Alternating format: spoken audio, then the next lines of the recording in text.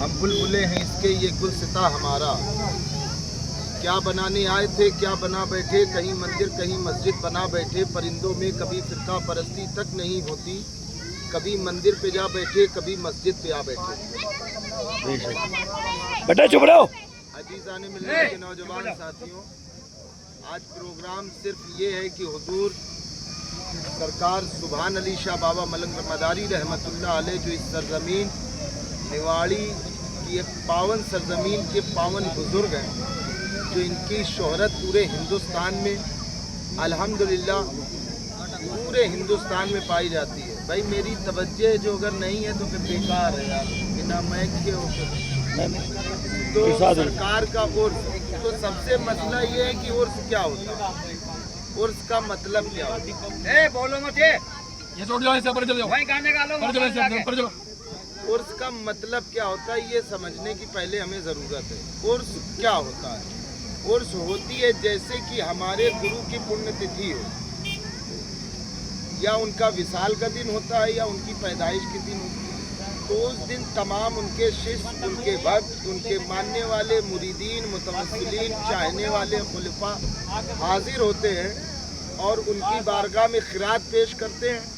और जिस तरीके से गुरु पूर्णिमा मनाई जाती है कि दुनिया का चाहे जहाँ गुरु होगा, लेकिन उनकी आराधना करने के लिए अपने घर में शिष्य लोग क्या कहते हैं, गुरु पूर्णिमा मनाते हैं। इसी तरीके से ये उर्स है, ये हम तमाम चाहने मानने वालों के गुरुदेव कहते हैं। गुरु मिलन को चालिए तजमाया अभिमान, जो जो आगे पग धरे कोटन यज्ञ समान। यानी कि गुरु मान, भाई खामोश रहो, थोड़ा सा शांति बनाए रहो। गुरु के माने क्या होते हैं? गु माने अंधकार, रू माने प्रकाश। यानी कि जो अंधकार से, बुरी बातों से, तमाम झूठ फरेब अय्यारी मक्कारी हरामखोरी और इन तमाम बुरी चीज़ों से, अंधकार से जो प्रकाश की तरफ ले जाए, उसका नाम गुरु है। तो निराले मियाँ फरमाते हैं, गुरु नाम शब्द एक है ठाके अंत विचार, और वेद याते मुनि तजे वेद न पाए पार, और गुरु दान ऐसो दीजियो ऐ गुरु देवन के देव, और कछुमो ना चाहिए निस्दिन तेई सेव। गुरु के शरण में पड़े हैं गुमनामी, जीते जहां से और गुरु के शरण में आए।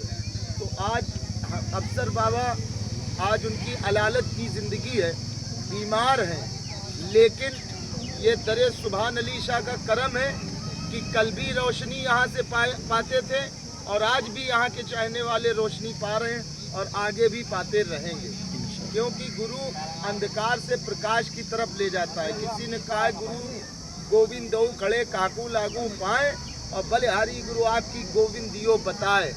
जो अगर साक्षात भगवान भी प्रकट होता है, साक्षात जो अगर भगवान प्रकट होता है और गुरु साथ में खड़ा हुआ है, अब सबसे पहले नमन कहाँ किया जाएगा?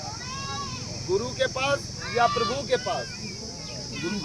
जो सच्चा सेवक होगा, सच्चा पीर का मुरीद होगा, जो सच्चा गुरु का शिष्य होगा, चेला होगा, तो वो वास्ता लगाएगा। जिसे कहते हैं पीर मुझ, उर्दू में शेर है, पीर बिन मुता नहीं मिलता, खिज़्र बिन रास्ता नहीं मिलता, पहरे काबे में ढूंढने वालों बिन वसीले खुदा नहीं मिलता।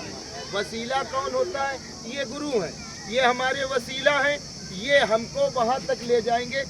दुनिया में आदमी एक एग्जाम्पल के तौर पर, कोई खुदारी चला के कमाता है, कोई मजदूरी कर रहा है, कोई किसी न किसी तरीके से रोज़मर्रा की ज़िंदगी जीने के लिए अपना काम करता है, तो उसका एक बॉस भी होता है। अब जब बॉस होता है तो उसमें लिमिटेड 8 घंटा, 9 घंटा, 10 घंटा, 12 घंटा की जो जॉब होती है, जब तक आप वो पूर्ण नहीं करेंगे तो आपकी जो महीने की सैलरी है वो रुक जाएगी, वो आपको नहीं मिल सकती है। जब दुनिया का ये आलम है कि एक पेट चलाने के लिए एक वो जो प्रोफेसर है, जो हमारा लीडर है, जो हमारा ठेकेदार है, जो हमारा क्या कहते हैं रहबर है, जो हमको काम दे रहा है, उसके पास जो अगर 1 घंटा, आधा घंटा, 10 मिनट या 20 मिनट लेट हो रहे हैं तो वो तनख्वाह काटने की कोशिश करता है। दुनिया का ये हाल है। वो चोर है, डकैत है, बदमाश है, अय्यार है, मक्कार है, झूठा है, फरेबी है, उससे मतलब नहीं है, लेकिन वो इतना पावर और अथॉरिटी रखता है कि तुम्हारी सैलरी को वो रोक लेगा। तो ये समझो ये दुनिया का तुम्हारा गुरु है, लेकिन जो दुनिया और आखिरत का गुरु है, जो उनकी बारगाह में जो अगर कहा गया बेअदब बादब बानसीब, अब बेअदब बदनसीब होता है। ये दरबार अदब की जा है। हम दुनिया में 1000 काम करते हैं, लेकिन दरबार में मोहब्बत से, अकीदत से, उनसियत से जो अगर आप आते हैं तो ये वो दरबार है जो रंग को राजा बना दिया करते हैं और राजा को रंग बना दिया करते हैं। समझ रहे हैं कि जमाने में आप देखेंगे कि आजकल एक वायरस बहुत चल रहा है, एक दूसरे को लड़ाने की बात बहुत की जाती है। तो हमारे यहाँ पर सारे ग्रेजुएट लोग बैठे हुए हैं, इल्मदार लोग बैठे हुए हैं, जिसकी वजह से हिंदुस्तान की जो प्रभुता है और जो यहाँ की एकता और अखंडता प्रभुता है, ये आप ही लोगों की वजह से सलामत है। ये दरबार अली सामान अली शाह रहमतुल्लाह अलैह का दरबार जरूर है, लेकिन यहाँ से हर कौम का आदमी जुड़ा है। और मैंने इन्हीं आंखों से देखा है, इस दरबार में हजारों का मजमा लगा रहा, हजारों लोग लंगर खाते रहे, हजारों लोग अपनी मन्नतें पूरी करते रहे, हजारों लोगों की मनोकामनाएं, क्योंकि मैं यहाँ छोटे से थे, जब से इस दरबार से हमारा आना जाना लगा हुआ है, जब से यहाँ के बड़े बड़े प्रोग्राम अटेंड किए हैं, पीरे तरीकत रहबरे राहे शरीयत बुजुर्ग कौमो मिल्लत अशाह जनाब अली जनाब अफसर अली उर्फ दीदार बाबा खलीफा मुबारकिए मिल्लत यहाँ बैठे हुए, इनकी सरपरस्ती में हजारों प्रोग्राम हुए और ऐसे ऐसे देश के महान नायक यहाँ पर आए, जिनकी वजह से आज पूरे हिंदुस्तान में अमन और शांति का पैगाम जिनके दरों से मिलता है। नारे तकबीर, नारे तकबीर, नारे रिसालत, नारे रिसालत, दमदार, दमदार। हुजूर ताजदारे मलंगा और फखरे मलंगा और भी बड़ी बड़ी शख्सियात और यहाँ के जिले की तमाम प्रशासन और तमाम मुबारकबाद है यहाँ के जिले का प्रशासन की और यहाँ के लोगों की, रहने वालों की, कि इतनी शांति से जो प्रोग्राम यहाँ हुआ करते थे। मैं दुआ करता हूँ मौला फिर से हमारे अफसर बाबा को जिंदगी सलामत फरमाए और इनकी तबीयत जो नासाद है वो ठीक हो। और इंशाअल्लाह ताला मैं फिर गुजारिश करूँगा अफसर भाई के उन्हीं जाबाज लोगों से कि फिर से यहाँ चमन जिस तरीके से था वो लहलहाना चाहिए। आने वाली 18 जिलहज्जा को यौम गदीर है, 4 ईदें हैं, एक जुमा वो भी ईद होती है, वो हफ्ते की ईद है।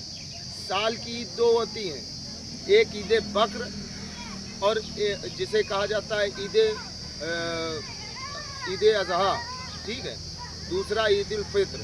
अभी ईद अजहा गई, अब अब 18 जिलहज्जा को जो चौथी ईद है, जिसे मौलाए कायनात शेर खुदा मौला अली करमल्ला वजहुल करीम के नाम से जाना और पहचाना जाता है। जब फतेह मक्का हुआ तो आकाई नामीदार मदीने के ताजदार, हम गमगुसारों के गमगुसार नाइबे परवरदिगार जनाब अहमद मुश्तबा मोहम्मद अरबी मुस्तफ़ा सल्लल्लाहु अलैहि वसल्लम मदीने वाले आका ने लाखों सहाबा को गदीर के मैदान में इकट्ठा करके और मौला अली अलैहिस्सलाम का हाथ पकड़ा और कहा मन कुम तो मौला हूँ फहाजा अलीयुन मौला हूँ, यानी कि मैं जिसका मौला उसका अली मौला है। और बता